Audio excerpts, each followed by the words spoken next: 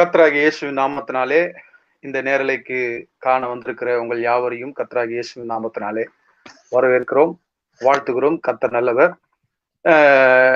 தொடர்ந்து நம்முடைய நிகழ்ச்சியானது திங்கள் முதல் வெள்ளி வரை தொடர்ந்து நடந்து கொண்டிருக்கிறது. இந்த வாரத்திலே இது கடைசி நாள்.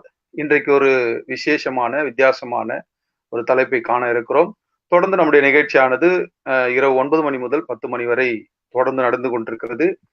இந்த நிகழ்ச்சியிலே தொடர்ந்து அநேகர் கலந்து கொண்டு வருகிறீர்கள். நிச்சயமாகவே உங்களுடைய வாஞ்சைகளையும் உங்களுடைய வசன தாகத்தையும் நாங்கள் வாழ்த்துகிறோம், பாராட்டுகிறோம், அதை வரவேற்கிறோம். நிச்சயமாக நீங்கள் இதுல இணைவது மாத்திரம் அல்லாமல் உங்கள் நண்பர்கள், அன்பர்கள், உறவினர்கள் எல்லோரையும் இதில் இணைக்க வேண்டுமாய் உங்களை அன்போடு கேட்டுக்கொள்கிறேன்.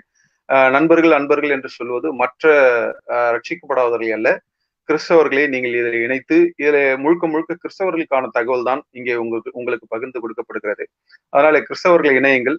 இது ஒவ்வொரு கிறிஸ்தவர்களுக்கும் விசுவாச வளர்ச்சிக்கு, ஆவிக்குரிய வாழ்க்கையிலே வளர்வதற்கு இந்த நம்முடைய செய்திகள் நிச்சயமாக பிரயோஜனமா இருக்கும் என்று நாங்கள் கிறிஸ்துவுக்குள் நம்புகிறோம்.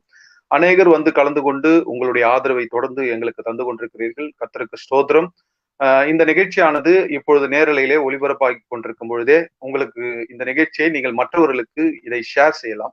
அதை ஷேர் செய்யக்கூடிய பட்டன் உங்களுக்கு ஃபேஸ்புக் அந்த இணையதளத்திலே அங்கே உங்களுக்கு அந்த பட்டன் உங்களுக்கு தெரியும். அங்கே போய் ஷேர் என்ற பட்டனை அழுத்தி உங்களுடைய நண்பர்களுக்கு அதை ஷேர் செய்யும் போது அவர்களும் இந்த நேரலையிலே வந்து இணைவார்கள்.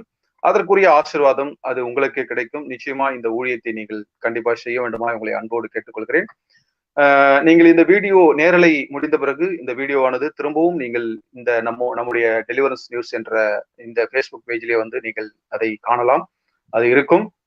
அதே போல இந்த ஃபேஸ்புக் பேஜிலே நீங்கள் காண தவறினால் நம்முடைய டெலிவரன்ஸ் நியூஸ் என்ற யூடியூப் இணையதளத்திலே சென்று அங்கேயும் நீங்கள் நம்முடைய வீடியோக்களை பார்க்கலாம். தொடர்ந்து இந்நாள் வரைக்கும் நாம் நடத்திய எல்லா வீடியோக்களும் கலந்துரையாடல்களும் நம்முடைய டெலிவரன்ஸ் நியூஸ் என்ற யூடியூப் பகுதியிலே அங்கே இருக்கிறது. அங்கேயும் நீங்கள் சென்று சப்ஸ்கிரைப் செய்து நீங்கள் சப்ஸ்கிரைபராக இணைந்து கொள்ளலாம். இந்த ஃபேஸ்புக் பேஜையும் நீங்கள் லைக் செய்தால் மாத்திரமே உங்களுக்கு நோட்டிபிகேஷன்ஸ் எல்லாமே உங்களுக்கு தொடர்ந்து வரும். அதனால நீங்கள் லைக் செய்து ஃபாலோ செய்து தயவுசெய்து தொடர்ந்து இந்த இதில் இணைந்து கொள்ள வேண்டுமாக உங்களை அன்போடு கேட்டுக்கொள்கிறோம். செய்தி முடிந்த பிறகு உங்களுக்கு ஏதேனும் கேள்விகள் இருந்தால், செய்தி முடிந்த பிறகோ அல்லது செய்தி நடந்து கொண்டிருக்கும் பொழுதோ அல்லது இந்த செய்தி சம்பந்தப்பட்ட கேள்விகள் ஏதாவது உங்களுக்கு இருந்தால் உங்கள் கேள்விகளை கமெண்ட் பாக்ஸில் தயவு செய்து எங்களுக்கு தெரிவிக்க வேண்டுமாறு உங்களை அன்போடு கேட்டுக்கொள்கிறோம்.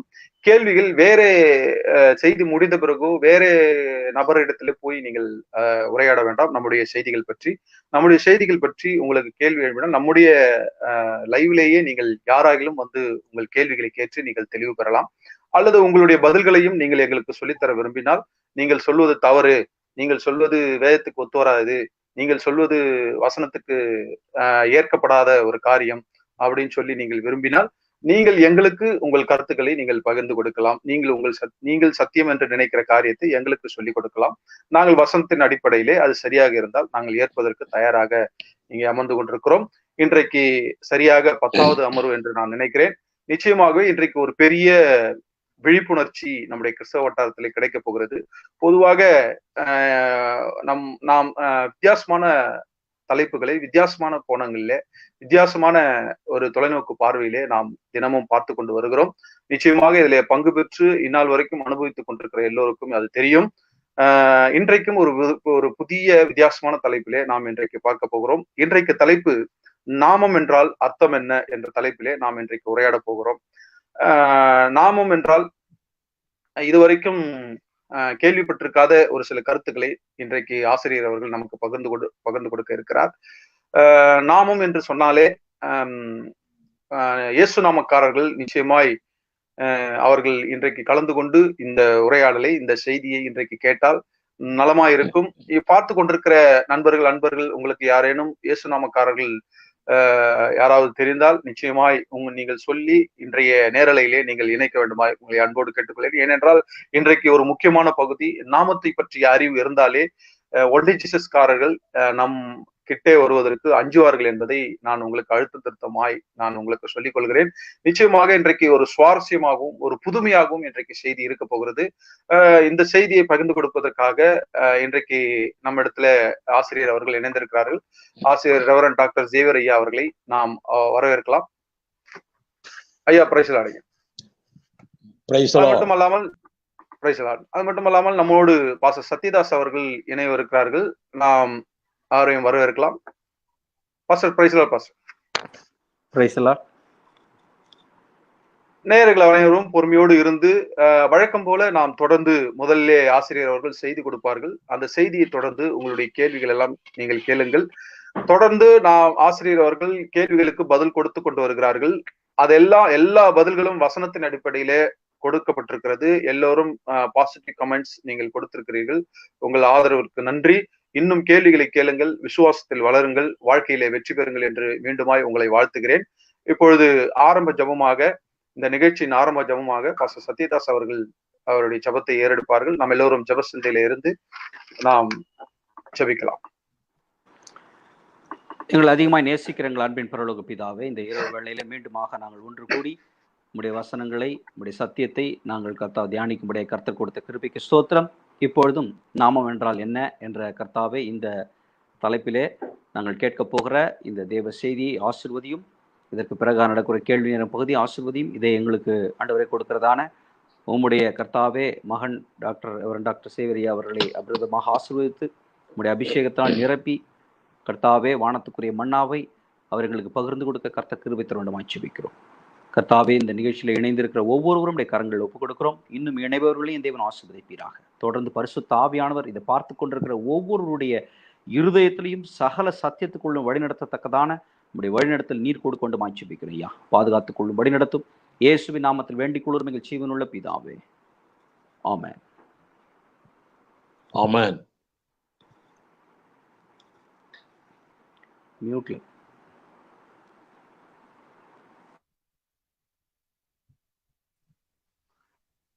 மீதியான காரியத்தை நாம் ஆசிரியர் இடத்திலே கொடுக்கலாம். ஆசிரியர் அவர்கள் இப்பொழுது நமக்கு செய்தியை கொடுப்பார்கள். நாம் கேட்க தயாராக. ஐயா உங்கள் செய்தியை வழங்கலாம். ஐயா கர்த்தருடைய நாமத்துக்கு ஸ்தோத்திரம். நம் தேவன் நல்லவர். இன்றைக்கு தேவன் கொடுத்திருக்கிற தேவ செய்தி, நாமம் என்றால் அர்த்தம் என்ன? நாமம் என்றால் அர்த்தம் என்ன? பொதுவாக நாமம் என்றாலே நேம், பெயர் என்றுதான் நாம் அறிவோம். உண்மையும் அதுதான். ஆனால் வேதத்திலே நாமம் என்று போட்டிருக்கிற இடங்களில் எல்லாம் எல்லாமே இந்த நேம், பெயர் இந்த அர்த்தம் தானா? கர்த்தர் நம்மோடு பேசுவார். நாமம் என்று வந்தாலே, பெயர் என்று வந்தாலே உண்மையான பெயராகவும் இருக்கலாம், காரண பெயராகவும் இருக்கலாம். கலைஞர் கருணாநிதி என்று ஒருவர் இருந்தார். அவருக்கு கலைஞர் என்பது காரண பெயர், கருணாநிதி என்பது உண்மையான பெயர். ஆக பெயர் என்று சொன்னாலே உண்மையான பெயரும் இருக்கலாம், காரண பெயரும் இருக்கலாம். பொதுவாக உலகத்திலே மனிதர்களுக்குத்தான் பெயர் வைக்கிறார்கள்.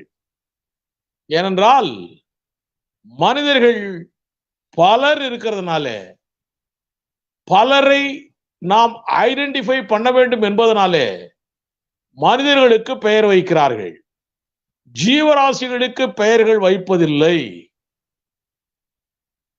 ஒரு சிலர் ஜீவராசிகளை வளர்க்கிறவர்கள் பெயர் வைக்கிறாங்க, அது வேற விஷயம். நம் தேவன் ஒரே தேவன்தான். கிறிஸ்தவர்களுக்கு தேவன் ஒருவர் தான். 1 கொரிந்தியர் 8:6 சொல்லுகிறது, பிதாவாகிய ஒரே தேவன் நமக்கு உண்டு. நமக்கு இருக்கக்கூடிய ஒரே தேவன், பிதாவாகிய ஒரே தேவன் நமக்கு உண்டு. எபேசியர் 4:6, 1 தீமோத்தேயு 6:16, 1 தீமோத்தேயு 2:5 இப்படி பல வசனங்களிலே சொல்லப்பட்டிருக்கிறது. எனவே ஒரே தேவனாய் இருக்கிறதுனால அவருக்கு பெயர் இல்லை, பெயரும் தேவையும் இல்லை. பெயர் இல்லை, பெயர் தேவையும் இல்லை. ஒரே பிதா இருக்கிறார், ஒரே குமாரன் இருக்கிறார், ஒரே ஆவியானவர் இருக்கிறார். ஒரே தேவன் 3 ஆழ்த்தத்துவமாய் செயல்பட்டு கொண்டிருக்கிறார். மனு குலத்துக்கு ரட்சிப்பை அளிக்கும்படியாய்.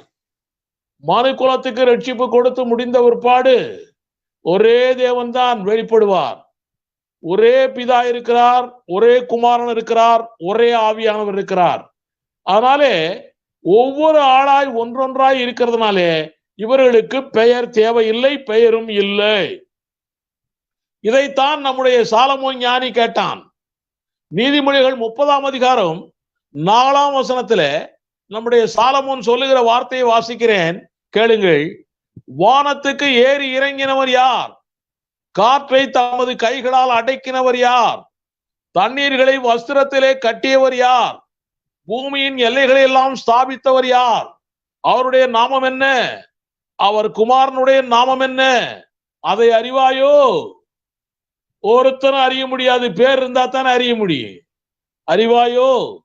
ஆக பிதா, குமாரன், பரிசுத்த ஆவியானவர் இப்படி நம்ம சொல்லுகிறது எல்லாமே அவர்களுடைய குணாதிசயங்களை வைத்து அழைக்கப்படுகிற காரண பெயர்களாய் இருக்கின்றன ஒழிய இது ஆக்சுவல் பெயர் அல்ல. நமது தேவனுக்கு வேதத்தின்படி நிறைய காரண பெயர்கள் கொடுக்கப்பட்டிருக்கிறது. எல் ஷடாய், எகோவா, கர்த்தர், கன்மலை, அதிசயமானவர், சமாதான பிரபு, நித்திய பிதா, இரட்சகர், வார்த்தை, இப்படி பலதரப்பட்ட பெயர்கள் கொடுக்கப்பட்டிருக்கிறது. பல பெயர்கள் இருக்கின்றன. இவைகள் எல்லாமே அந்தந்த சமயத்திலே அந்தந்த காலகட்டத்திலே அழைக்கப்படுகிற காரண பெயர்களாய் இருக்கின்றன. இவைகளை அவ்வப்போது தேவன் தான் வெளிப்படுத்துகிறார், தேவன் கூட வெளிப்படுத்துகிறார். புதிதாக நமக்கு அந்த பெயர்களை தேவன் வெளிப்படுத்தி இருக்கிறார். மனோவா என்ற ஒரு மனுஷன் இருந்தான். அவனுக்குத்தான் சிம்சோன் என்ற ஒருவர் பிறந்தார். அவர்தான் நியாயாதிபதியாக இருந்தார். இந்த மனோவாவுக்கு குழந்தை இல்லாத பொழுது மனோவாவோடு தேவன் சந்தித்தார். அப்பொழுது மனோவா கேட்டார், ஆண்டவரே உம்முடைய பெயர் என்ன என்று கேட்டார்.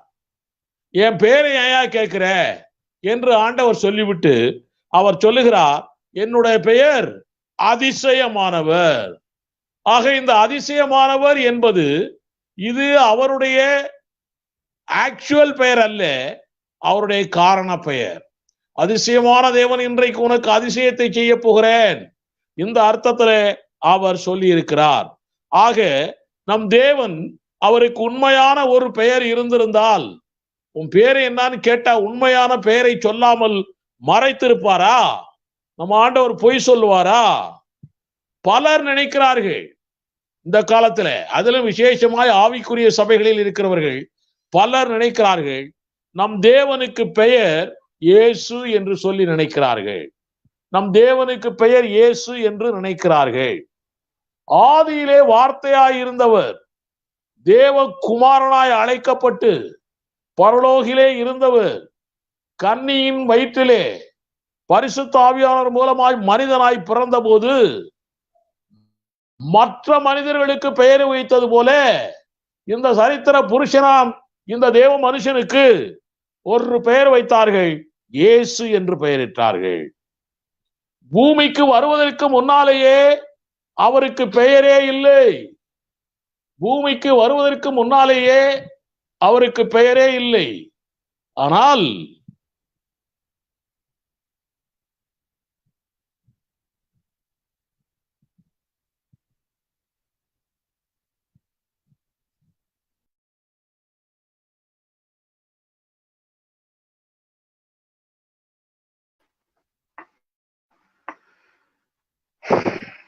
நேயர்கள் அனைவரும் காத்திருக்கவும் ஒரு சில தடைகள் காரணமாக இப்பொழுது அங்கே ஏதோ நெட்வொர்க் ப்ராப்ளம் என்று நினைக்கிறேன்.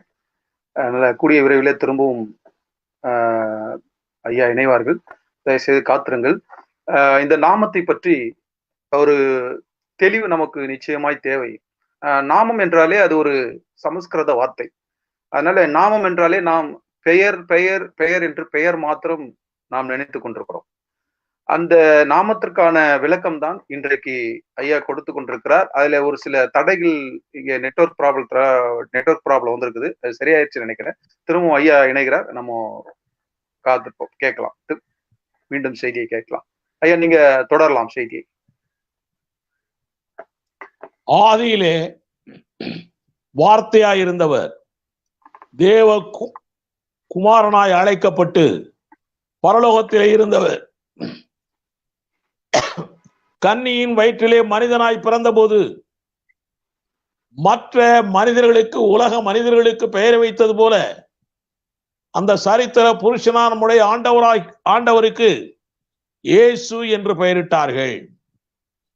பூமிக்கு வருவதற்கு முன்னாலே அவருக்கு இயேசு என்று பெயர் இல்லை, அவருக்கு பெயரே இல்லை. வேதம் படித்தவர்களுக்கு தெரிய வேண்டும். அவர் பூமிக்கு வருவதற்கு முன்னாலே அவருக்கு பெயர் குமாரன், வார்த்தை, அதுவும் காரண பெயராகத்தான் இருந்தது.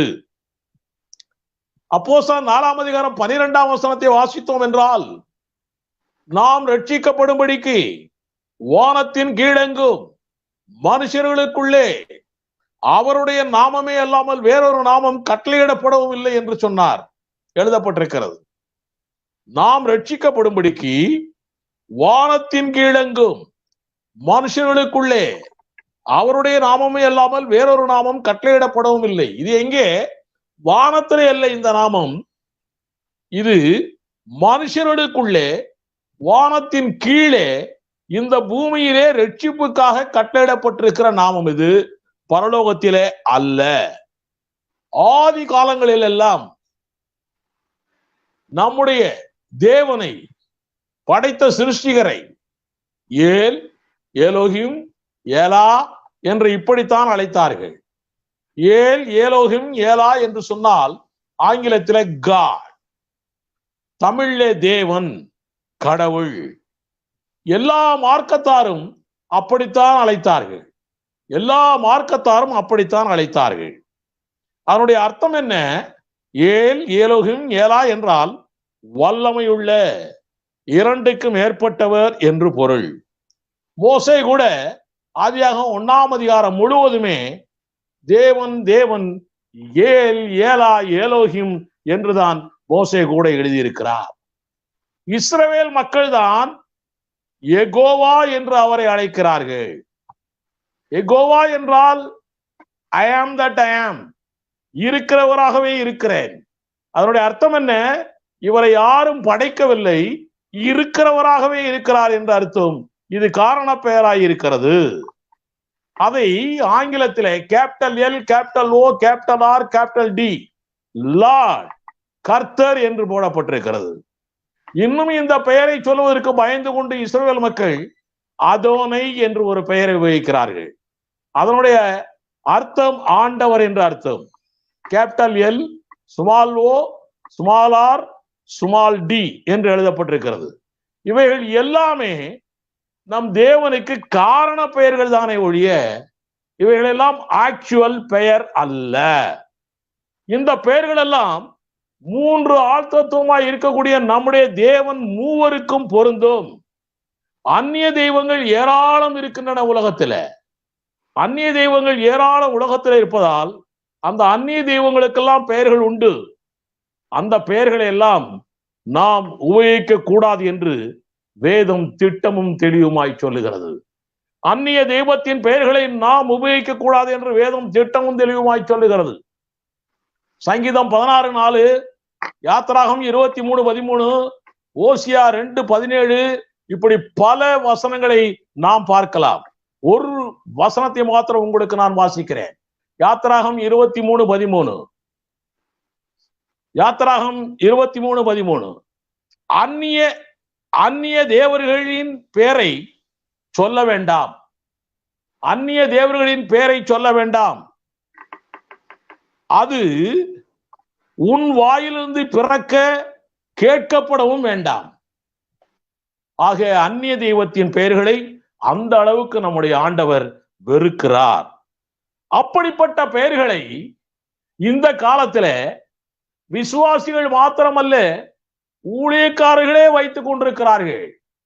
தேவனுடைய சத்தியம் வேதத்திலே வசனம் சொல்லியும் கூட ஊழியக்காரர்கள் கூட அப்படிப்பட்ட அந்நிய தெய்வங்களின் பெயர்களை வைத்திருக்கிறார்கள். மோகன், உமாசங்கர், சுந்தரம், சக்தி, பரமேஸ்வரன், பரமசிவம், சரவணன், பாலசுப்பிரமணியன், முருகன், வெங்கடேசன், நடராசன், ராமசாமி, ஷாத்ராக், மேஷாக், ஆபேத்நேகோ, இப்படி ஏராளமான அந்நிய தெய்வத்தின் பெயர்களை நம்மவர்களே வைத்திருக்கிறார்கள். உங்களுக்கு தெரியும், நேபுகாத் நேச்சார் என்ற ஒரு பாபிலோன் ராஜா இருந்தார், சக்கரவர்த்தி. அவன் இஸ்ரவேல் மக்களை, யூத மக்களை எல்லாம் அடிமைத்தனத்திலே கொண்டு போய் விட்டான் தன்னுடைய தேசத்துக்கு. அங்கே போன உடனே தானியேல் 1ஆம் அதிகாரம் 7ஆம் வசனத்தை வாசித்தீர்கள் என்றால் தெரியும். தானியேலுக்கு தானியேல், ஏல் என்ற பெயர் நம்முடைய தெய்வத்தின் பெயராய் இருக்கிறது. அதனாலே தானியேலுக்கு பெல்தஷாத்சர் என்ற அவர்களுடைய தெய்வத்தின் பெயரை வைத்திருக்கிறான். அனனியாவுக்கு யாவே, அனனியாவுக்கு ஷாத்ராக் என்று பெயர் வைத்திருக்கிறான்.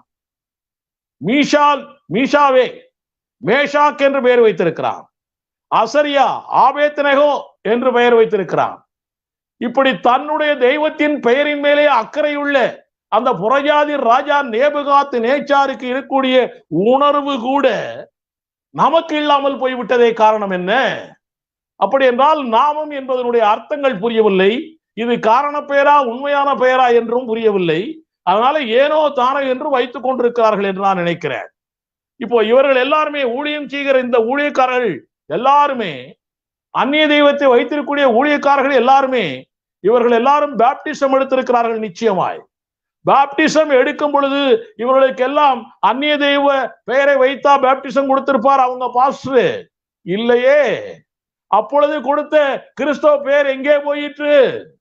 ஏன் மறுபடியும் அந்நிய தெய்வ பெயரை வைத்துக் கொண்டிருக்கிறார்கள்? அப்படியானால் நாம் யாருடைய பெயரை வைக்க வேண்டும்? இது ஒரு கேள்வி. அப்படியானால் நாம் யாருடைய பெயரையா வைக்கணும்? இது ஒரு கேள்வி, நல்ல கேள்வி. உபாகம் 28ஆம் அதிகாரம் 10ஆம் வசனம், எரேமியா 15ஆம் அதிகாரம் 16ஆம் வசனம், எரேமியா 14ஆம் அதிகாரம் 9ஆம் வசனம், 2 நாளாகவும் 7ஆம் அதிகாரம் 14ஆம் வசனம், கலாத்தியர் 3:27, ரோமர் 13:14, இப்படி பலதரப்பட்ட வசனங்களை நாம் வாசித்தோம் என்றால் என்ன பெயர் வைக்கலாம் என்று தெரிந்துவிடும். ஒரே ஒரு வசனம் மாத்திரம் வாசிக்கிறேன். எரேமியா 15:16, சேனைகளின் கர்த்தாவே உம்முடைய நாமம் எனக்கு தரிப்பிக்கப்பட்டிருக்கிறது. சேனைகளின் கர்த்தாவே உம்முடைய நாமம் எனக்கு தரிப்பிக்கப்பட்டிருக்கிறது. அப்படி என்றால் நமக்கு சேனையின் கர்த்தருடைய நாமம் தரிப்பிக்கப்பட வேண்டும். அவருக்கு ஆக்சுவல் பெயர் கிடையாது, ஏராளமான காரண பெயர்கள் எல்லாம் இருக்கிறது. அந்த பெயர்களிலே ஏதோ ஒண்ணு கூட தரிப்பித்துக் கொள்ளலாமே நம்ம. ஆக சேனைகளின் கர்த்தாவே உம்முடைய நாமம் எனக்கு தரிப்பிக்கப்பட்டிருக்கிறது என்று அவன் சொல்லுகிறான். அப்போ என்ன பெயர் வைக்கலாம்? அப்படி என்றால் இயேசு, கிறிஸ்து, பிதா, இப்படி பெயர் வைக்கலாமா? இது ஒரு கேள்வி. இதை அறியறதுக்கு முன்னாலே ஒரு காரியத்தை நாம் அறிந்து கொள்ள வேண்டும் என்று உங்களை நான் வேண்டிக் கொள்கிறேன். பெலிஸ்தர் என்ற ஒரு ராட்சதன் இருக்கிறான், கோலியாத். இந்த கோலியாத்துக்கு முன்னாலே தாவீது போய் நிற்கிறான்.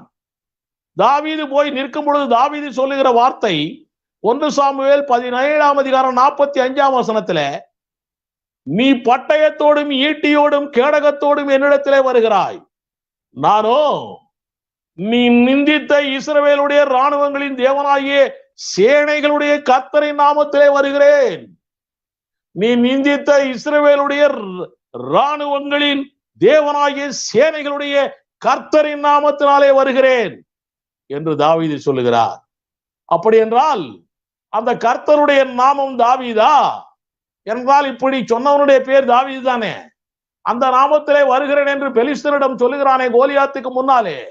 அப்படி என்றால் அந்த அந்த தெய்வத்துடைய பெயர், நம்முடைய தெய்வத்தின் பெயர் தாவீதா? சிந்தனைக்கு சொல்லுகிறேன், கடைசியிலே விளக்கத்தை நான் உங்களுக்கு சொல்லுகிறேன். இயேசு கிறிஸ்து ஊழிய பாதையில் இருக்கும் பொழுது அவர் சொல்லுகிறார், என் பிதாவின் நாமத்தினாலே நான் செய்கிற கிரியைகளே என்னை குறித்து சாட்சி கொடுக்கிறது.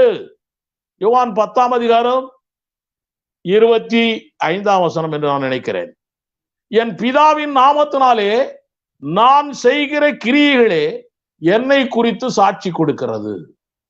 என்றைக்காவது இயேசு கிறிஸ்து அவர் அற்புதம் செய்யும் பொழுது, அடையாளங்கள் செய்த பொழுது, மரித்தவர்களை உயிரோடு எழுப்பும் பொழுது, என்றைக்காவது அவர் தேவனுடைய பெயர் ஏதாவது இருந்தால், ஆக்சுவல் நேம், அதை என்றைக்காவது சொல்லி இருக்கிறாரா? இல்லவே இல்லை. அப்படி என்றால் நான் என் பிதாவின் நாமத்தினாலே செய்கிறேன் என்கிறாரே, அப்படி என்றால் அர்த்தம் என்ன? அங்கே கோலியாத்துக்கு முன்னாலே நான் சேனைகளுடைய கர்த்தரின் நாமத்திலே வருகிறேன் என்று தாவீது சொன்னானே, அதனுடைய அர்த்தம் என்ன? அது மாத்திரமல்ல, யோவான் 5ஆம் அதிகாரம் 43ஆம் வசனத்திலே நம்முடைய ஆண்டவர் சொல்லுகிறார், நான் என் பிதாவின் நாமத்தினாலே வந்திருந்தோம், நான் என் பிதாவின் நாமத்தினாலே வந்திருந்தோம். அப்படி என்றால் பிதாவினுடைய ஆக்சுவல் பெயர் என்ன? இயேசு கிறிஸ்து சொல்லி இருக்கிறாரா? பிதாவின் பெயர், இவருக்கு பேர் இயேசு. அப்படி என்றால் நான் பிதாவின் நாமத்திலே வந்திருக்கிறேன் என்றால் பிதாவுக்கு பேரு இயேசுவா? சிந்திக்க வேண்டுகிறேன் உங்களை நான். யோசேப்பிடம் தேவதூதன் சொன்ன பிற்பாடுதானே இவருக்கு இயேசு என்று பெயரிடப்பட்டது. இன்னொரு காரியம் சொல்லுகிறேன். லூக்கா 19ஆம் அதிகாரம் 38ஆம் வசனத்திலே வாசிக்கிறேன், கேளுங்கள். கர்த்தருடைய நாமத்தினாலே வருகிறவர் ஸ்தோத்தரிக்கப்பட்டவர். இஸ்ரவேல் மக்கள் அன்றைக்கு ஆடி பாடி குருத்தோலை பிடித்து இவரை கோவேரி கழுதையிலே உட்கார வைத்து நமக்கு ஒரு ராஜா வந்து விட்டார் என்று சொல்லி சந்தோஷமாய் இவரை அழைத்து கொண்டு போகும் பொழுது சொன்ன வார்த்தை, கர்த்தருடைய நாமத்தினாலே வருகிற ராஜா ஸ்தோத்தரிக்கப்பட்டவர் என்று சொல்லுகிறார். கர்த்தருடைய நாமத்தினாலே வருகிறார் என்றால் இந்த ராஜா இந்த கோவேரி கழுதின் மேலே உட்கார்ந்து இருக்கிற ஒரு பேர் இயேசு. அப்போ இந்த இயேசுதான் கர்த்தருடைய பெயரா, பிதாவுடைய பெயரா? இஸ்ரவேல் மக்கள் அப்படியா நினைத்துக் கொண்டிருக்கிறார்கள்? இஸ்ரவேல் மக்கள் கர்த்தருடைய பெயர், பிதாவுடைய பெயர் இயேசு என்றால் நினைத்துக் கொண்டிருக்கிறார்கள். அப்படி என்றால் அவர்கள் இந்த நாமத்துக்கு என்ன அர்த்தத்தோடு சொல்லுகிறார்கள்?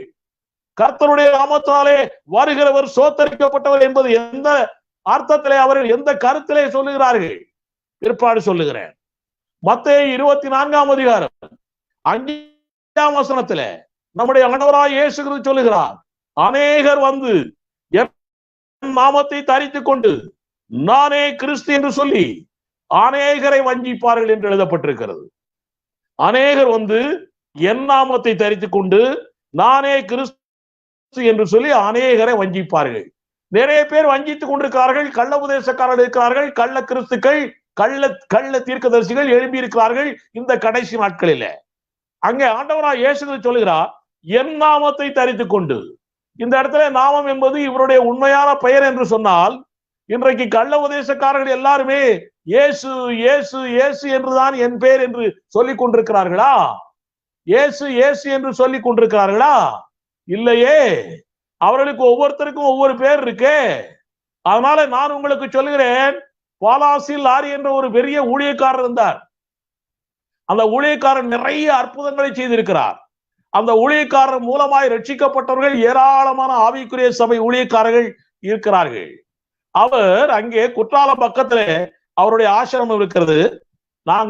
நான் அங்கே போய் இருக்கிறேன். அந்த பாலாசில் லாரி நானே கிறிஸ்து என்று சொன்னார். கடைசி நாட்களில கிறிஸ்து வருவார் என்று சொல்லிவிட்டு கடைசியில வராதனால எனக்குள் கிறிஸ்து வந்து விட்டார், நானே கிறிஸ்து என்று அவர் சொல்லிவிட்டார். அப்படி என்றால் என் நாமத்தை தரித்துக் கொண்டு வருவார்கள் என்று சொல்லப்பட்டிருக்கிறதே. இவர் பாலாசில் லாரி இல்லை, என் பேரு இயேசுன்னு சொன்னாரு. இவர் பேரு பாலாசில் லாரி தான். ஆமென். அப்படி என்றால் என் நாமத்தை தரித்துக் கொண்டு வருகிறார்கள் என்றால் இந்த நாமத்துக்கு உரிய அர்த்தம் தான் என்ன? இஸ்ரவேல் மக்களுக்கு பிதாவின் நாமம் இயேசு என்று தெரியுமா? தெரியாதே. அப்படியானால் பிதாவின் நாமம் என்றால் பிதாவின் பெயர் அல்ல. பிதாவின் நாமம் என்றால் பிதாவின் பெயர் அல்ல. சேனைகளுடைய கர்த்தரின் நாமத்திலே வருகிறேன் என்றால் அர்த்தம் என்ன? நாமம் என்றால் ஆக்சுவல் பெயர் அல்ல. பிதாவினுடைய மகிமை, மாட்சிமை, அதிகாரம், வல்லமை, குணாதிசயம் என்று பொருள். அங்கே தாவீது சொல்கிறான், சேனைகளுடைய கர்த்தர் நாமத்தில் வருகிறேன். நீ ஈட்டியோடு வருகிறாய், பட்டயத்தோடு வருகிறாய், கேடயத்தோடு வருகிறாய். நான் சேனைகளுடைய கர்த்தருடைய மகிமையோடு வருகிறேன், கர்த்தருடைய மாட்சிமையோடு வருகிறேன், கர்த்தருடைய அதிகாரத்தோடு வருகிறேன், கர்த்தருடைய வல்லமையோடு வருகிறேன், கர்த்தருடைய குணாதிசயத்தோடு வருகிறேன். ஹல்லேலூயா. ஆக இங்கே நாமம் என்பது பெயரை குறிப்பதல்ல, அந்த நாமத்துக்குள்ளே இருக்கக்கூடிய இத்தனை குணாதிசயங்களும் குறிக்கிறதா இருக்கிறது. Nature of God, glory of God, இவளையும் அது குறிக்கிறது. இப்படித்தான் தாவீது அங்கே போய் சொன்னான், சென்றான், வென்றான், வெற்றியோடு வந்தான். ஆமென். அப்படித்தான் நம்முடைய ஆண்டவராய் இயேசு கிறிஸ்து, நான் என் பிதாவின் நாமத்தினாலே வந்திருந்தும் என்றால் அர்த்தம் என்ன? பிதாவுடைய மகிமையோடு வந்திருக்கிறேன், பிதாவுடைய மாட்சிமையோடு வந்திருக்கிறேன், பிதாவினுடைய வல்லமையோடு அதிகாரத்தோடு வந்திருக்கிறேன், பிதாவுடைய குணாதிசயோடு நான் வந்திருக்கிறேன் என்று அவர் சொல்லுகிறார். அப்படித்தான் அவர் சொல்லுகிற காரியம். அவர் என் பிதாவின் நாமத்தினாலே நான் செய்கிற கிரியைகள் என்னை கொடுத்து சாட்சி கொடுக்கிறது என்று சொன்னாரே, என் பிதாவினுடைய மகிமையினாலே, மாட்சிமையினாலே, அதிகாரத்தோடு, பிதாவின் வல்லமையோடு நான் செய்கிற இந்த கிரியைகளே என்னை குறித்து சாட்சி கொடுக்கிறது என்று இயேசு கிறிஸ்து சொல்லுகிறார். யோவான் 14ஆம் அதிகாரம் 26ஆம் வசனத்திலே சொல்லுகிறார் ஆண்டவர் இயேசு கிறிஸ்து, என் நாமத்தினாலே பிதா அனுப்ப போகிற பரிசுத்த ஆவி. அப்படி என்றால் பரிசுத்த ஆவியானவருடைய பெயர் இயேசுவா? என் நாமத்தினாலே பிதா அனுப்ப போகிற பரிசுத்த ஆவி என்று இயேசு கிறிஸ்து சொல்லுகிறார். இதுவும் ஆக்சுவல் நாமம் அல்ல, இதுவும் இயேசுவின் ஞானத்தோடு ஆவியானவர் வருவார், இயேசுவின் வார்த்தையோடு ஆவியானவர் வருவார், இயேசுவின் வல்லமையோடு வருவார், இயேசுவின் அதிகாரத்தோடு வருவார், இயேசுவின் மகிமையோடு வருவார். இதைத்தான் யோவான் 16ஆம் அதிகாரம் 13 முதல் 15 வசனங்களிலே சொல்லப்பட்டிருக்கிறது. வாசிக்கிறேன், கேளுங்கள். சத்திய ஆவியாகிய அவர் வரும்போது சகல சத்தியத்துக்குள்ள உங்களை நடத்துவார். அவர் தம்முடைய சுயமாய் பேசாமல் தாம் கேள்விப்பட்டவர்கள் யாவையும் சொல்லி வரப்போகிற காரியங்களை உங்களுக்கு அறிவிப்பார். அவர் என்னுடையதில் எடுத்து உங்களுக்கு அறிவிப்பதனாலே, ஆவியானவர் தானா சொல்லவே மாட்டார், புதுசா சொல்ல மாட்டார். தேவனுடைய இயேசு கிறிஸ்துவின் வார்த்தைக்கு மிஞ்சி ஆவியானவர் ஒன்றும் சொல்லவே மாட்டார். அவர் என்னுடையதில் எடுத்து உங்களுக்கு அறிவிப்பதனால் என்னை மகிமைப்படுத்துவார். பிதாவினுடையவைகள் யாவும் என்னுடையவைகள், அதனாலே அவர் என்னுடையதில் எடுத்து உங்களுக்கு அறிவிப்பார். ஆக இங்கே என் நாமத்தினாலே பிதா அனுப்ப போகிற பரிசுத்த என்றால் இவருடைய வல்லமை, இவருடைய வார்த்தை, இவருடைய ஞானம், இயேசுடைய அதிகாரம், மகிமை, இதோடுதான் ஆவியானவர் வருவார் என்ற அர்த்தம். நாமம் என்றால் இயேசு என்ற பெயர் அல்ல, பரிசுத்த ஆவியானவருக்கு.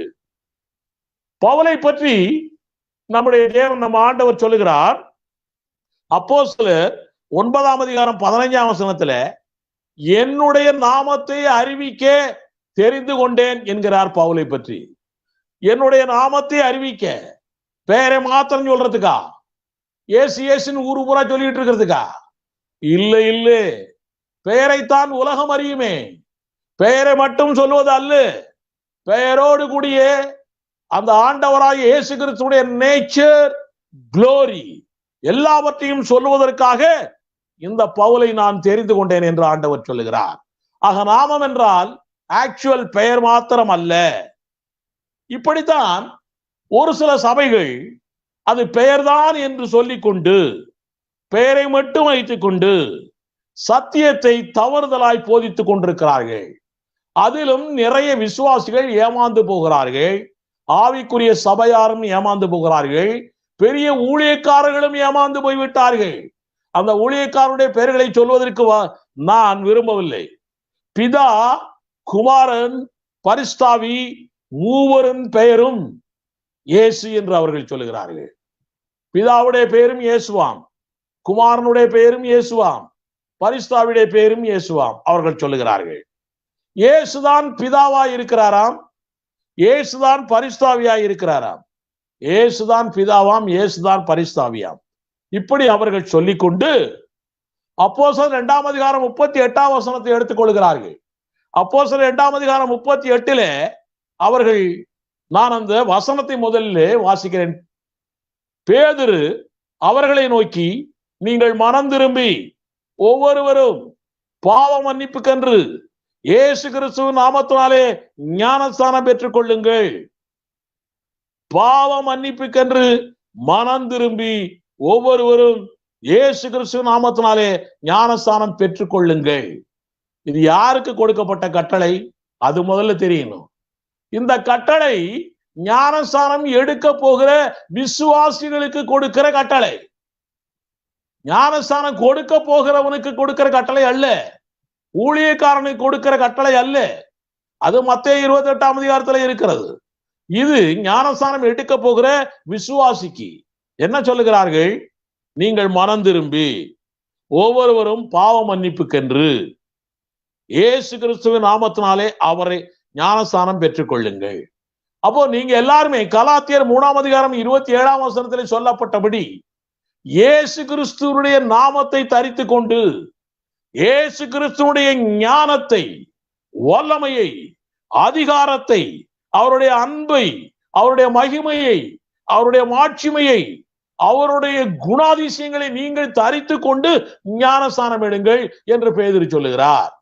ஆக ஞானஸ்தானம் எடுக்கிறவன், ஞானஸ்தானம் எடுக்க வருகிறவன் இயேசுவின் நாமத்தை, அதாவது இயேசுனுடைய வல்லமை, அதிகாரம், மகிமை, குணாதிசயம் எல்லாவற்றையும் தரித்து கொண்டு ஞானஸ்தான தொட்டிக்கு முன்னாலே நிற்க வேண்டும். கொடுப்பவர் இயேசு கிறிஸ்து சொல்லி கொடுத்து விட்டு போனது மாதிரி பிதா, குமாரன், பரிசுத்தாவி நாமத்தினால் ஞானஸ்தானம் கொடுப்பார். இங்கே நாமங்களினால் என்று சொல்லவில்லை. ஒவ்வொருத்தருக்கும் ஒவ்வொரு பேர் இருந்தா நாமங்களினால் சொல்லி இருக்கலாமே. ஒவ்வொருத்தருக்கும் ஆக்சுவல் பேரே கிடையாது. நாமத்தினால் என்றால் அர்த்தம் என்ன? பிதாவின் வல்லமையினால், குமாரனுடைய வல்லமையினால், பரிசுத்தாவின் வல்லமையினால், பிதாவினுடைய அதிகாரத்தோடு, குமாரனுடைய அதிகாரத்தோடு, பரிசுத்த ஆவியானவருடைய அதிகாரத்தோடு ஞானஸ்தானம் கொடுப்பார்கள் என்றுதான் சொல்லப்பட்டிருக்கிறது. மற்றபடி இது ஆக்சுவல் பெயர் என்று சொல்லிக்கொண்டு ஊரையும் உலகையும் எல்லாவற்றையும் ஏமாற்றிக் கொண்டிருக்கிறார்கள். ஏமாறுகிறவர்கள் ஏமாந்து கொண்டே இருக்கிறார்கள். நான் உங்களுக்கு சொல்லுகிறேன், நாமம் என்பதனுடைய உள்ளான அர்த்தம் புரிந்து கொண்டால் மாத்திரம்தான் இப்படிப்பட்ட கள்ள உபதேசங்களே மறையும். நாமம் என்பதனுடைய உள்ளான அர்த்தம் புரிந்து கொண்டால் மாத்திரமே இப்படிப்பட்ட கள்ள உபதேசங்கள் எல்லாம் மறையும்.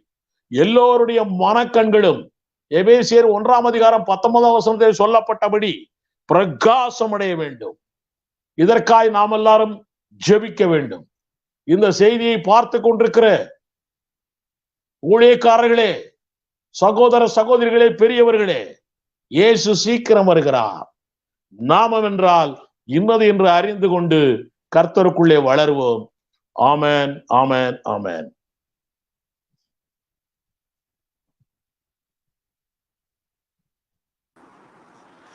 ஸ்தோத்திரம். Praise Lord. ரொம்ப அருமையான செய்தியை நாம் கேட்டோம். கர்த்தர் நல்லவர். இப்பொழுதும் இந்த செய்தியினுடைய முடிவிலே கேள்விகளுக்கான பதிலை நாம் கேட்க இருக்கிறோம். முதலாவதாக கேள்வியை கேட்டிருக்கிறார். இந்த செய்தியிலேயே பெரும்பாலான கேள்விகளுக்கு பதில் கிடைத்துவிடும். அதனுடைய கேள்வியை நாம் தொடரலாம். சாம் கலை அவர்கள் கண்டினியூ பண்ணுவாரு. முதல் கேள்வி ஜாஷோ ஓபத் பிரதர் கேட்டிருக்காரு. ஐயா, ஜாஷோ ஓபத் என்றவர் கேள்வி கேட்டிருக்காரு. பிதாவின் நாமம் மற்றும் இயேசுவின் நாமம் இவ்விரண்டு நாமத்திற்கும் ஒரே விதமான வல்லமையா அல்லது வேறுபட்டதா? விளக்கங்கள் பாஸ்டர் அப்படி என்று கேட்டிருக்கிறார். பிதாவின் நாமமும் இயேசுவின் நாமமும் இவ்விரண்டும் வேறு வேறான்னு கேட்டிருக்காரு. இவ்விரண்டு நாமத்துக்கும் ஒரே விதமான வல்லமையா? அதான் அவருடைய கேள்வி. இதற்கு ஒரே விதமான வல்லமை தான். பிதாவின் வல்லமையோடு தான் இயேசு கிறிஸ்து இங்கே வந்தார். அந்த வல்லமையோடு தான் பிதாவின் நாமத்தினால் நான் அற்புதங்களை செய்கிறேன் என்று அவர் சொன்னார். அதனால வல்லமை வேறுபடவில்லை, அதே வல்லமையோடு தான் வந்தார்.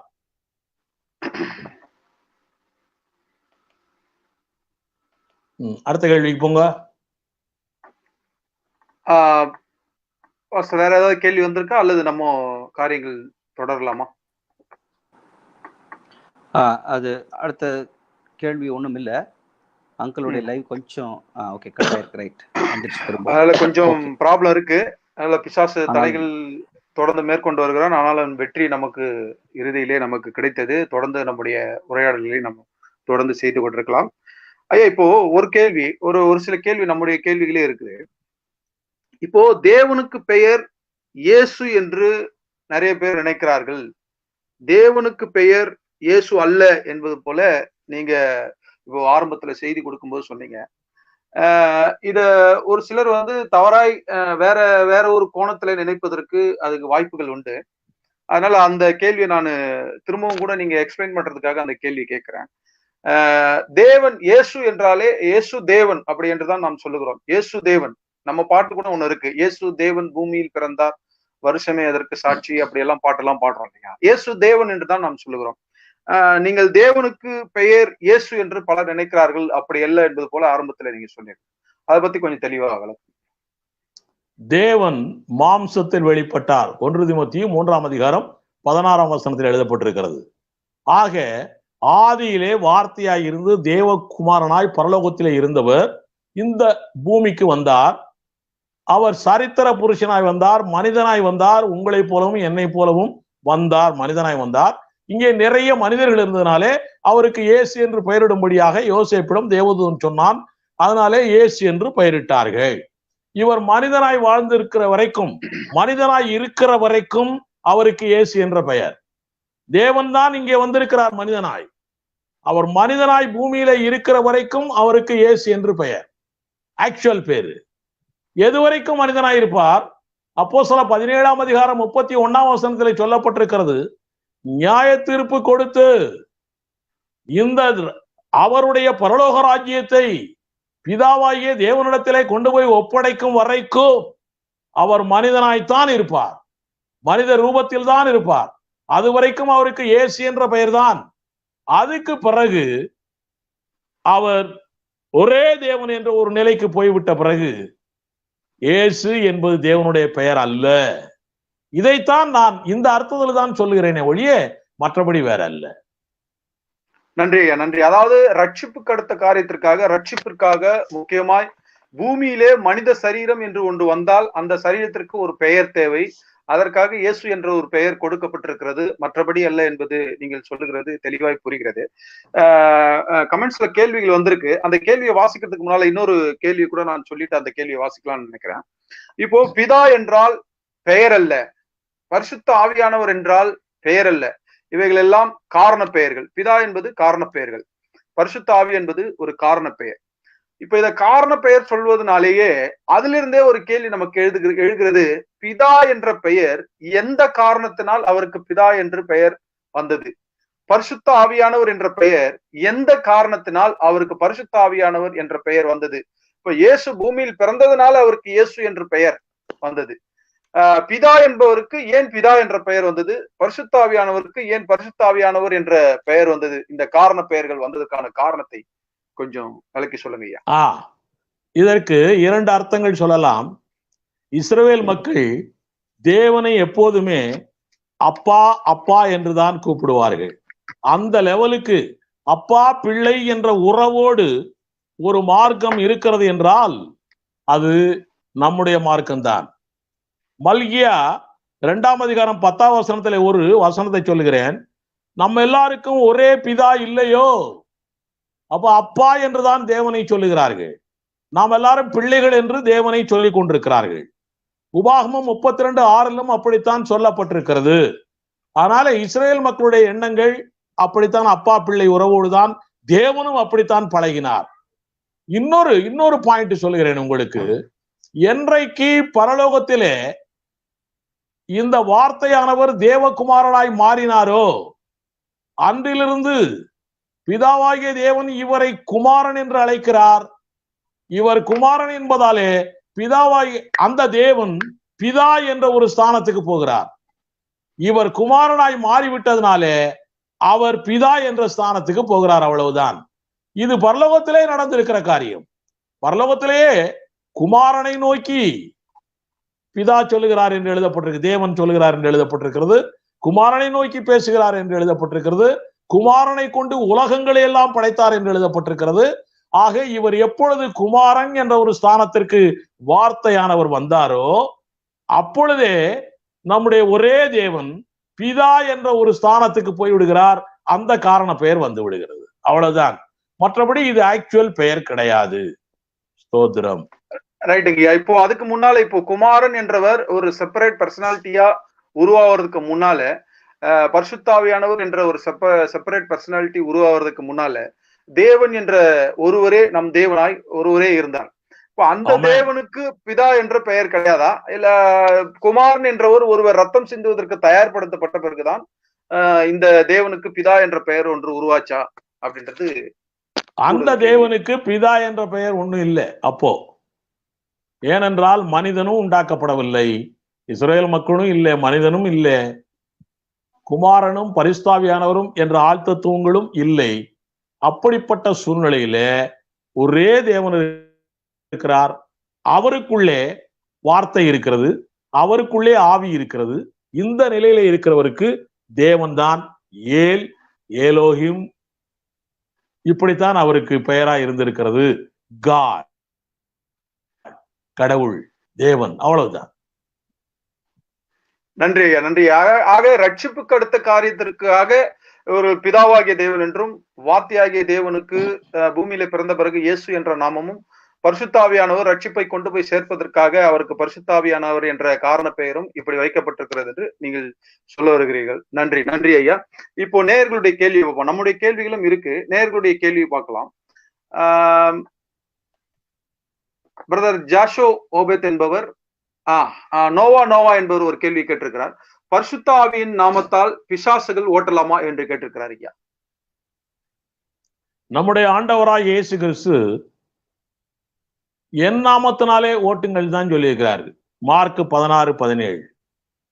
பரிசுத்தாவியானவருக்கு தனிப்பட்ட முறையிலே வல்லமை இல்லை, தனிப்பட்ட முறையிலே ஞானம் இல்லை, தனிப்பட்ட முறையிலே ஒன்றுமில்லை.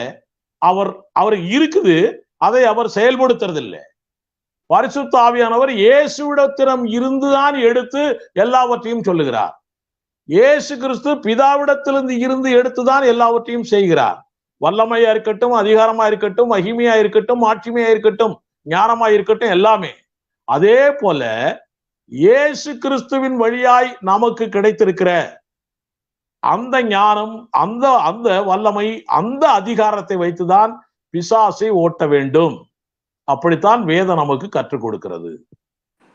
அது மட்டும் இல்லாமல் பூமியிலே இயேசுவின் நாமத்தை தான் ப்ரொஜெக்ட் பண்ணணும் அப்படின்ற ஒரு காரியத்தை நம் தேவன் நமக்கு வைத்திருக்கிறார். அதனால இயேசுவின் நாமம் தான் பூமியிலே. It is not only actual name.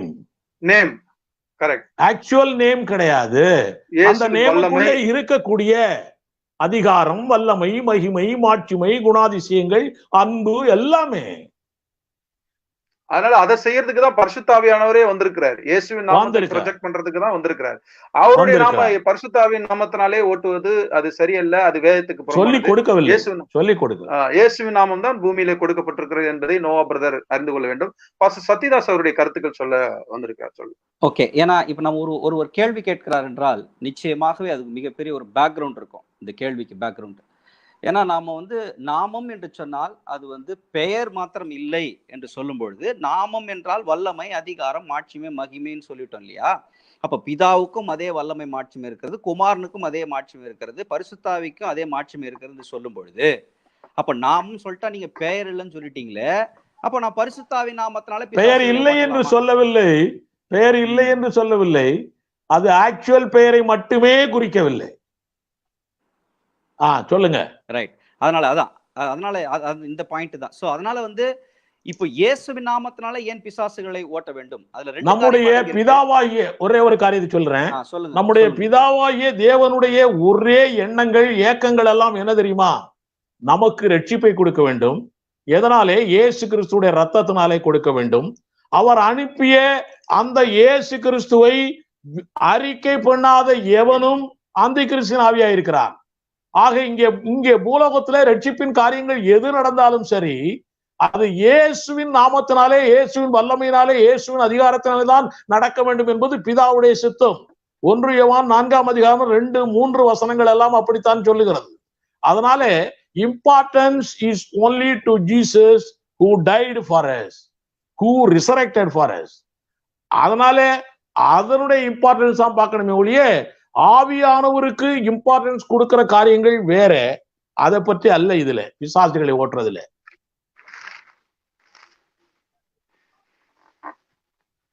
மியூட்ல இருக்கு. இதுல மிகவும் அதிகமாய் தெரிந்து கொள்ள வேண்டிய விஷயம், ஏதோ நாங்கள் எல்லாரும் இயேசுவின் நாமத்தை குறைத்து மதிப்பிடுகிற போல் நீங்க நினைத்துக் கொள்ளக்கூடாது. இயேசுவின் நாமத்தை அதிகமாய், அவர் தெய்வத்துவத்தை அதிகமாய் சொல்லிக் கொண்டிருக்கிறோம்.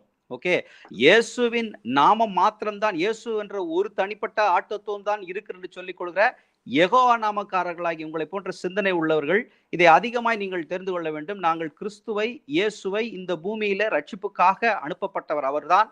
அவருடைய தெய்வீகத்துவத்தை ஒரு நாளும் நாங்கள் குறைத்து மதிப்பில்லை. அவருடைய தெய்வீகத்துவம் மிக சிறந்தது, பிதாவுக்கு சமமானது என்பதை நாங்கள் எப்பொழுதுமே மறுப்பதற்கில்லை. ரைட், அடுத்தபடியா நம்ம அடுத்த கேள்வி போவோம். பென்சன் என்ற சகோதரர் ஒரு கேள்வி கேட்டிருக்கிறார். ஐயா பாஸ்டர், நீங்கள் இதுவரையிலும் இயேசுவை அறிகிற பிரகாரம் அறியவில்லை. ஏசாயா 9:6 அவர் நாமம் அதிசயமானவர், ஆலோசனை கர்த்தர், வல்லமையுள்ள தேவன், நித்திய பிதா, சமாதான பிரபு என்று போடப்பட்டிருக்கிறது. வசனம் மாத்திரம் சொல்லிட்டாரு, அவருடைய கேள்வி கேட்கல, அவருடைய கருத்தை மாத்திரம் சொல்லியிருக்கிறாரு. ஐயா அவருக்கு உங்களுடைய பதில்?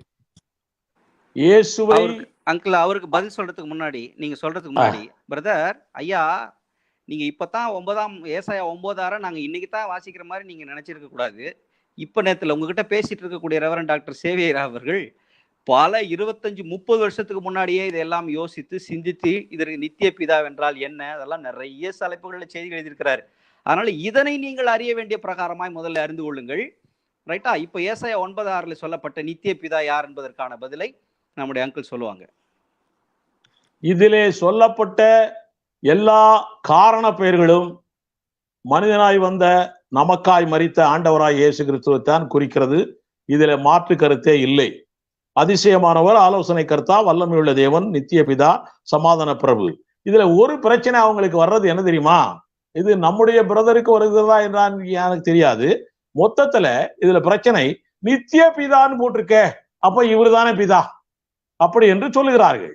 இவர்கள் ஒரிஜினல் வேர்டை பார்க்கறது இல்லை, ஹீப்ரு வார்த்தைகளை பார்க்கறது இல்லை. அதுல நித்திய பிதா என்றால் எப்படி போடப்பட்டிருக்கிறது? The father of eternity, planner of ages, காலங்களையே பிளான் பண்ணி இந்த உலகங்களையே வானங்களையே உண்டாக்கியவர் என்று அர்த்தம். அதுக்கு பேரு planner of ages, father of all plans, father of all plans of the ages. எபிரேயர் 1ஆம் அதிகாரம் 2ஆம் வசனத்துல விளக்கமா எழுதப்பட்டிருக்கிறது, இவரை கொண்டு உலகங்களையும் உண்டாக்கினார். அந்த அர்த்தத்துலதான் இங்க நித்திய பிதான்னு போட்டிருக்க ஒழிய நீங்க நினைக்கிற மாதிரி இவர் அல்ல பிதா. பிதா வேற, இவர் வேற. நன்றி நன்றி பிரதர், அவர்களுக்கு புரிந்திருக்கும் என்று நினைக்கிறேன். இன்னொரு நேயர்களுடைய கேள்வி வந்திருக்கு. பிரதர் ஜாஷு என்பவர் கேட்டிருக்கிறார், இந்த வசனத்தில் பிதாவின் நாமம் நமக்கா அல்லது இஸ்ரவேலருக்கா பாஸ்டர் அப்படி என்று ஒரு கேள்வி கேட்டு, பின்பு நான் பார்த்தபோது இதோ சியோன், அதான் வசனம் போட்டிருக்காரு, வசனங்கள் எந்த வசனங்களும் போடல, ஆனால் அந்த வசனத்தை வாசிச்சிடறேன், அவர் போட்ட வசனத்தை. பின்பு நான் பார்த்தபோது இதோ சியோன் மலையின் மேல் ஆட்டுக்குட்டியானவரையும் அவரோட கூட அவருடைய பிதாவின் நாமம் தங்கள் நெற்றிகளில் எழுதப்பட்டிருந்த 144,000 பேரையும் நிற்க கண்டேன். வெளிப்படுத்தின விசேஷம் 14ஆம் அதிகாரம் 1ஆம் வசனம் போட்டிருக்காரு. மறுபடியும் காட்டுங்க. இந்த வசனத்தில் பிதாவின் நாமம் நமக்கா அல்லது இஸ்ரவேலருக்கா? அது இஸ்ரவேலரை பற்றி தான் போடப்பட்டிருக்கிறது. வெளிப்படுத்தல் 7ஆம் அதிகாரத்திலே 12 கோத்திரத்திலே 12,000 பேர் என்று போடப்பட்டிருக்கிறதே, அதே இஸ்ரவேலர்கள் வெளிப்படுத்தல் 14ஆம் அதிகாரத்திலே பரலோகத்துக்கு வந்து விடுகிறார்கள். அங்கே பிதாவின் நாமம் தரிக்கப்பட்டவர்களாய் இருக்கிறார்கள். அவர்கள் இங்கேயே பிதாவின் நாமம் என்றால் பிதாவினுடைய வல்லமை, பிதாவுடைய ஞானம், பிதாவினுடைய மகிமை, மாட்சிமை எல்லாம் பதிக்கப்பட்டவர்களாய் இருக்கக்கூடிய இஸ்ரேல் மக்களைத்தான் குறிக்கிறது. இது நம்மை அல்ல. நன்றி நன்றி ஐயா, புரிந்திருக்கும் என்று நினைக்கிறேன் சகோதரருக்கு. இன்னும் மேல சகோதரர் நிறைய கேள்வி கேட்கறீங்க பிரதர் ஜாஷுவா அவர்கள். இன்னும் உங்களுக்கு மேலும் தெளிவு வேண்டும் என்றால் நீங்கள் ஐயாவோட செல்போனில் தொடர்பு கொண்டு கூட நீங்கள் உங்களுடைய கேள்விகளை கேட்கலாம். கீழே நேயர்கள் பார்த்து கொண்டிருக்கிற அத்தனை பேருக்குமே கீழே இங்கே நம்பர் ஓடிக்கொண்டிருக்கிறது, அதுல செல் நம்பர் இருக்கிறது. அந்த செல் நம்பரை தொடர்பு கொண்டு உங்களுடைய கேள்வியை கேட்கலாம். ஜனமே ஜெயம் என்பவர் சகோதரர் கேள்வி கேட்டிருக்கிறாங்க, அவருடைய கேள்வியை பார்க்கலாம். இந்திரன், மித்திரன் போன்ற பிற தெய்வங்கள் எந்த மொழியிலும் அப்படியே சொல்லப்படுகிறது. ஆனால் எபிரேய மொழியில் யெகோவா என்பதையும் அடனாய் என்பதையும் ஏன் பொதுவாக கர்த்தர் என்று தேவன் என்றும் மாற்ற வேண்டும்? யெகோவா என்று சொன்னாலே உடனே யெகோவா சாட்சி என்று ஒதுக்குவதும் ஏன் அப்படி என்று கேட்டிருக்கிறார்கள். பீட்டர் என்று பெயர் இருக்குது இங்கிலீஷ்ல, தமிழ்ல பேதுருன்னு சொல்றோம், மூல பாஷையில பெட்ராசுங்கிறோம். இப்படி பலதரப்பட்ட நிலையில் இருக்குது. பெயர்கள் எல்லாம் மாற்றி மாற்றி வந்திருக்கிறது. நாம் பீட்டர் பேதுருன்னு சொல்லிட்டாவே இயேசு கிறிஸ்துவுடைய சீசனைத்தான் நினைக்கிறோம். அதனால பெயரை இப்படி மாற்றி மாற்றி வருகிறதுனால பிரச்சனை ஒண்ணுமே இல்லை. அதனால அதே ஆளைத்தான் நம்ம இப்படி பெயரை இப்போ யோவான் சானகன் என்று நாம் சொல்லுகிறோம். ஆனால் இது கேத்தலிக் மக்கள் ஸ்நாபக அருளப்பர் என்று சொல்லுகிறார்கள். இப்படி ஆனாலும் அவங்களும் அதே யோவான் சானகன் தான் சொல்றாங்க. கேள்வியை போடுங்க, இன்னும் அவருடைய கருத்து என்னன்னு பார்க்கலாம். இந்திரன், மித்திரன் போன்ற பிற தெய்வங்கள் அது இருக்கட்டும், அது இருந்துட்டு போகுது. இப்போ யெகோவா என்பதை யெகோவா என்றுதான் உலகம் முழுவதும் சொல்லிக் கொண்டிருக்கிறோம். அதோனை என்பதை இஸ்ரேல் மக்கள் அதோனை என்றுதான் சொல்லிக் கொண்டிருக்கிறார்கள். தமிழ்ல அதோனை என்பதை ஆண்டவர் என்று போட்டிருக்கிறார்கள். யெகோவா என்பதற்கு அவர்கள் தமிழ்ல கர்த்தர் என்று எழுதியிருக்கிறார்கள். மற்றபடி அப்படி எழுதுறதுனால பிரச்சனை ஒண்ணும் இல்லை. இது பெயர் அல்ல, குணாதிசயங்களை குறிக்கக்கூடிய பெயர். இது ஆக்சுவல் பெயரா இருந்தால் கூட பிரதர் சொல்றபடி அந்த பெயரையே போட்டிருக்கலாமேன்னு சொல்லலாம். இது ஆக்சுவல் பெயரும் அல்ல, குணாதிசயங்களை குறிக்கிறது.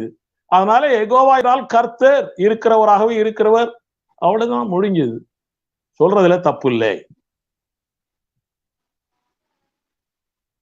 நன்றி நன்றி ஐயா, மிக தெளிவான விளக்கம். இன்னொரு ராஜ்குமார் என்ற சகோதரர் ஒரு கேள்வி கேட்டிருக்கிறார். உன் தேவனாகிய கர்த்தருடைய நாமத்தை வீணிலே வழங்காதிருப்பாயாக. யாத்திரையாகும் 20ஆம் அதிகாரம் 7ஆம் வசனத்தை விளக்குவோம் அப்படின்னு போட்டிருக்காரு. விளக்கி சொல்லுங்க ஐயா.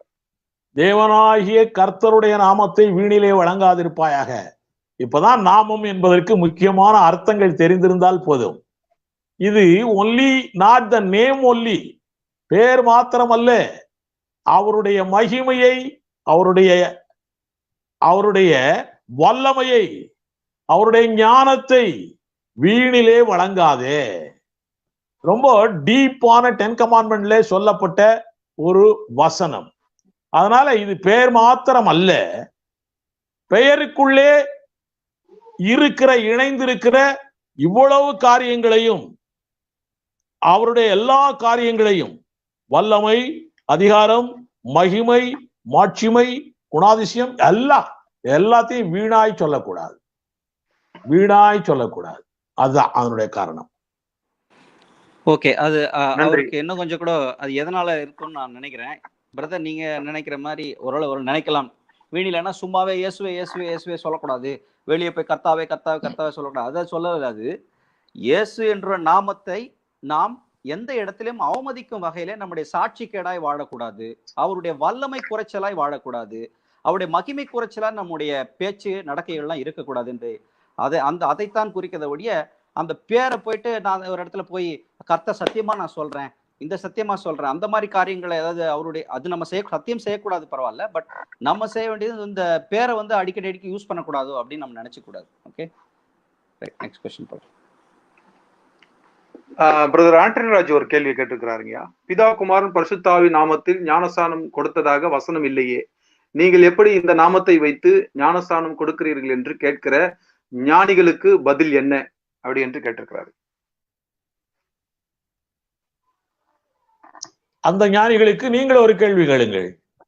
இயேசுவின் நாமத்தினாலே ஞானஸ்தானம் கொடுத்ததாக வசனமே இல்லையே, நீங்கள் எப்படி இயேசுவின் நாமத்தை வைத்து ஞானஸ்தானம் கொடுக்கிறீர்கள்? கேளுங்க கேள்வியே. கேள்வி கேட்டுட்டு இருந்தா பிரயோஜனம் இல்லை. வசனத்தை வசனமாய் புரிந்து கொண்டால் போதும். கேள்வி கேட்கறதுனால பிரயோஜனம் உண்டு. அது வசன அடிப்படையில தெய்வீக ஞானத்தோடு கேள்வி கேட்டால் நிச்சயமாய் அதற்கெல்லாம் பிரயோஜனம் உண்டு. மற்றபடி சும்மா இப்படி எல்லாம் கேள்வி கேட்டுட்டு தான் பிரயோஜனம் இல்லை. அப்போ அவங்களுக்கு நிறைய பதிலை சொல்லிக் கொண்டே இருக்கலாம். நம்முடைய ஆண்டவராய் இயேசு கிறிஸ்து சொன்னாரு, அப்பத்தையும் ரசத்தையும் நீங்கள் ஒருவருக்கு ஒருவர் பங்கிட்டு என் நினைவாய் செய்யுங்கள் என்று அவர் சொன்னார். எங்காவது அப்பமும் ரசமும் பங்கிட்டதாக வசனம் இருக்கிறதா? இல்லையே. அப்பம் மாத்திரம் தானே வீடுகள் தோறும் போய் அப்பம் விட்டார்கள் என்றுதானே இருக்கிறது. அப்படி என்றால் ரசம் வேண்டாமா? இப்படி கேள்வி கேட்டுட்டு இருக்க கூடாது. ஆண்டவர் சொன்னார், செய்ய வேண்டியது, அவ்வளவுதான் முடிஞ்சது. ரைட்டுங்க. அவர் ஞானிகள் அப்படி என்று நாகரீக வார்த்தையிலே அவர் அழகாக சொல்லி அந்த கேள்வி கேட்டார். அந்த கேள்வி கேட்கிறவர்களை நான் வெளிப்படையாய் பிரகடனம் செய்கிறேன். அவர்கள் ஒன்லி ஜீசஸ் இயேசு நாமக்காரர்கள், கள்ள உபதேசக்காரர்கள் என்று நான் வெளிப்படையாக சொல்லுகிறேன். அவர்கள் தான் இப்படிப்பட்ட கேள்வி எல்லாம் கேட்பார்கள். அதை தொடர்ந்து இன்னொரு கேள்வி வந்திருக்கு. கேள்வி அல்ல, வசனம். அந்த வசனத்தையே நாம் கேள்வியாக எடுத்துக்கொள்ள வேண்டும் என்பது அவருடைய உள்ளார்ந்த சிந்தனை என்று நினைக்கிறேன். வசனம் போட்டிருக்கிறார். வெளிப்படுத்தல் 1ஆம் அதிகாரம் 8ஆம் வசனத்தை போட்டு, இருந்தவரும் இருக்கிறவரும் வருகிறவரும் ஆகிய சர்வ வல்லமை உள்ள தேவனாகிய கர்த்தர் நான் அல்பாவும் ஒமேகாவும் ஆதியும் அந்தவுமா இருக்கிறேன் என்று திருவுளம் பற்றுகிறார் அப்படின்னு வெறும் வசனத்தை மட்டும் போட்டிருக்காரு. அவருடைய கேள்வி என்னன்னே தெரியாம பதில் அதுல ஒரு பிழை ஒண்ணு வந்திருக்குது அந்த வசனத்திலேயே. ஸ்பெல்லிங் மிஸ்டேக் வரட்டும், பரவாயில்ல. ஸ்பெல்லிங் மிஸ்டேக் மாதிரி தெரியல இது ஏன்னா வசனத்தை காப்பி பண்ணி அப்படியே போடும்போது ஸ்பெல்லிங் மிஸ்டேக் வராது. இதுல வேணும்னே அதுல திரித்து போட்ட மாதிரி தெரியுது. பேச வேண்டாம், நம்ம இதுக்கு போயிருவோம். அதனால இந்த வசனத்தை மாத்திரம் போட்டிருக்கீங்க. வசனத்து கேள்வி கேளுங்க ஐயா, பாத்துக்கலாம். Right, next. அவ்வளவுதான், முடிஞ்சு போச்சு. நாம் வாழும் இந்த நாட்கள் கடைசி மணித்தூள்கள் ஐயா, அடுத்த தலைமுறைக்கு வாய்ப்பு உண்டா ஐயா என்று ரொம்ப ஒரு ஏக்கத்தோட கேட்டது மாதிரி தெரிகிறது. லெனின் பிரான்சிஸ் என்பவர் கேட்டிருக்காரு. ஆனா இதை நான் 2 நாளைக்கு முன்னால என்னுடைய வாட்ஸ்அப்ல கூட போட்டிருந்தேன். ஒரு பாஸ்டர் ஒருத்தர் போட்டிருந்தாரு, ஐயா நாம் வாழும் இந்த நாட்கள் கடைசி மணித்துளிகள் ஐயான்னு சொல்றீங்க. அல்ல அல்ல அல்ல. இன்றைக்கு ராத்திரி நம்முடைய ஆண்டவராய் இயேசு கிறிஸ்துடைய ரகசிய வருகை இருந்தால் இதற்கு பிறகும் இந்த உலகம் 1007 வருஷங்கள் இருக்கும். 7 வருஷம் அந்திகிறிஸ்து ஆட்சி, 1000 வருஷம் நாம் ஆளப்போகிறோம் இருக்கும். அதனால இது கடைசி மணித்துளிகள் என்று எண்ணுறதுக்கு வாய்ப்பு இல்லை. அடுத்த தலைமுறைக்கு வாய்ப்பு உண்டான்னு கேட்கிறாரு. நிச்சயமாய் இன்னைக்கு ராத்திரி நம்ம ஆண்டவர் வரலன்னா, அல்லது இன்னொரு 5-6 வருஷம் 10 வருஷம் கழிச்சு வந்தாருன்னா, அடுத்த தலைமுறை, நம்முடைய தலைமுறை நிச்சயமாய் உண்டு, வாய்ப்பு உண்டு. அவர் எப்போ வர்றாருன்னு தெரியலையே, காத்து கொண்டிருக்கிறோம். வருவார் சீக்கிரமா. அவர் வந்து விட்டால் அடுத்த தலைமுறை, நம்முடைய தலைமுறைக்கு இந்த பூமியிலே வாய்ப்பு இல்லை. நன்றி ஐயா, நன்றி. இன்றைக்கு தலைப்புக்கு தொடர்பு இல்லாமல் போனாலும் அது சிந்தனைக்குரிய ஒரு கேள்வியும் சிந்தனைக்குரிய பதிலும் நமக்கு கிடைத்ததுக்கு கர்த்தருக்கு ஸ்தோத்திரம். நாம் நிகழ்ச்சியின் முடிவுக்கு வந்து விட்டோம். நிறைய கேள்விகள் இருக்குது, நேயர்களுடைய கேள்வியும் நிறைய இருக்குது, நம்முடைய கேள்வியும் நிறைய இருக்குது. ஆனா நேரம் நமக்கு போதவில்லை. அதனால இன்றைக்கு நிகழ்ச்சி இல்ல வேண்டாம், நேரம் முடிஞ்சிருச்சு. இன்றைக்கு நிகழ்ச்சி நிறைவு பெறுகிறது. நேயர்கள் அனைவருக்கும் நன்றிகளை நாங்கள் செலுத்துகிறோம். நீங்கள் பொறுமையாக இருந்து நேரலையை கண்டு இவ்வளவாய் நீங்கள் கேள்விகளை கேட்டு உங்களுக்கும் விசுவாசத்தை வளர்த்து கொண்டு உங்கள் கேள்விகள் மூலம் எங்களுக்கும் விசுவாசத்தை வளர்த்து கொள்ள வாய்ப்புகள் கொடுத்து இந்நேரம் வரைக்கும் இருந்த அத்தனை பேருக்கும் எங்கள் நன்றிகளை செலுத்துகிறோம். நிச்சயமாகவே இந்த நிகழ்ச்சியானது பிரயோஜனமா இருக்கிறது என்று சொல்லுகிறவர்கள் தொடர்ந்து இந்த நிகழ்ச்சியை நீங்கள் காணுங்கள், அடுத்தவர்களுக்கும் இந்த நிகழ்ச்சியை அறிமுகப்படுத்துங்கள், அடுத்தவர்களும் வந்து கலந்து கொண்டு அவர்கள் ஆவிக்குரிய வாழ்க்கையிலே வளர்ச்சி பெற இந்த நிகழ்ச்சி நிச்சயமாய் முக்கியமானதா நிகழ்ச்சியாக நாங்கள் கருதுகிறோம். நிச்சயமாகவே நம்முடைய தொடர்ந்து திங்கள் முதல் வெள்ளி வரை தொடர்ந்து இயேசுவின் வருகை மட்டும் இந்த நிகழ்ச்சி நடக்கும் என்று நான் கிறிஸ்துவுக்குள் நம்புகிறேன். அது நடக்கும். நீங்கள் தொடர்ந்து இதில் இணைந்து கொள்ளுங்கள், கலந்து கொள்ளுங்கள். நம்முடைய வீடியோ இந்த நிகழ்ச்சி முடிந்த பிறகு நம்முடைய அந்த பேஜ்லயே லைக் பேஜ்லயே இருக்கும், அதை நீங்கள் தொடர்ந்து பார்க்கலாம். பார்க்க தவறியவர்கள் நம்மளுடைய டெலிவரன்ஸ் நியூஸ் என்ற யூடியூப் இணையதளத்தில் சென்று பார்க்கலாம். தொடர்ந்து நிகழ்ச்சியை கண்டு சப்போர்ட் கொடுத்தவர்கள் அத்தனை பேருக்கும் மீண்டும் மீண்டும் மீண்டும் நாங்கள் நன்றிகளை செலுத்துகிறோம். நன்றி நன்றி நன்றி. இப்பொழுது நிறைவு ஜெபம் செய்துவிட்டு நம்முடைய நிகழ்ச்சியை முடிக்கலாம். நம்ம எல்லோரும் ஜெபசந்தில் இருக்கலாம். இப்பொழுது ஜெபிக்கலாம்.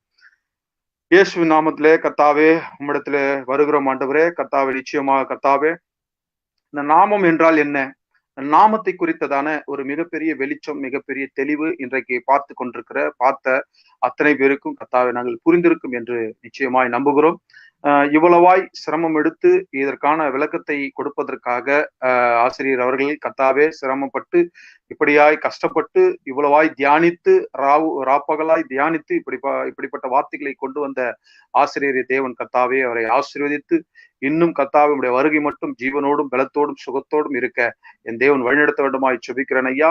தொடர்ந்து இந்த நிகழ்ச்சியிலே நாளுக்கு நாள் கர்த்தாவே சுவாரஸ்யத்தை நீ கொண்டு வருகிறீர். ஸ்தோத்திரம். அதற்கு கர்த்தாவே ஆசிரியரை பயன்படுத்தி இப்படியாய் காரியங்களை நீர் எங்களுக்கு கொடுத்து வருகிறதுக்காய் உமக்கு ஸ்தோத்திரம் ஆண்டவரே. நிச்சயமாகவே கேட்கிற அத்தனை பேருக்கும் பிரயோஜனம் உண்டாக, தெளிவு உண்டாக, ஒரு பக்தி வைராக்கியம் உண்டாக, ஒரு வசன வாஞ்சை உண்டாக, விசுவாச ஒரு பெரிய வளர்ச்சி உண்டாக என் தேவன் இப்படியா நிகழ்ச்சியை ஏற்படுத்தினதுக்காக ஸ்தோத்திரம். தொடர்ந்து இந்த நிகழ்ச்சியை ஆசீர்வதியும் அநேகர் கலந்து கொள்ள தேவன் வழிநடத்தும் அப்படியா நடத்துவர கிருபைக்காக ஸ்தோத்திரம். எங்களோடு இணைந்து பாஸ்டர் சத்யதாஸ் அவர்கள் காரியங்கள் மேற்கொண்டு வருகிறார். கர்த்தாவே அவரை ஆசீர்வதியும். இப்படியா கர்த்தாவே காரியங்கள் எல்லோருக்கும் பிரயோஜனமா இருக்கிறதுக்காய் ஸ்தோத்திரம். நீர் இப்படிப்பட்ட நிகழ்ச்சிகளுக்கு கொடுத்ததுக்காய் ஸ்தோத்திரம் ஆண்டவர். மீண்டும் கர்த்தாவை எல்லோரும் கர்த்தாவை ஒருவருக்கொருவர் சந்தித்து சமாதானத்தை பகிர்ந்து கொள்ள தேவன் வழிநடத்த வேண்டுமாய் ஜெபிக்கிறோம். எல்லா துதிகன மகிமையெல்லாம் ஒருவருக்கே செலுத்துகிறோம். இயேசுவின் மூலம் ஜெபித்தோம், ஜெபம் கேட்டீர் நல்ல பிதாவே. ஆமென். ஆமென். ஆமென். ஆமென். நன்றி நேயர்களே. மறுபடியும் நாம் வருகிற திங்கட்கிழமை அன்று சந்திக்க போகிறோம். அதுவரை நாங்கள் உங்களிருந்து விடைபெற்றுக் கொள்கிறோம். கர்த்தர் உங்களை ஆசீர்வதிப்பார். நன்றி நன்றி. ஸ்தோத்திரம் ஸ்தோத்திரம்.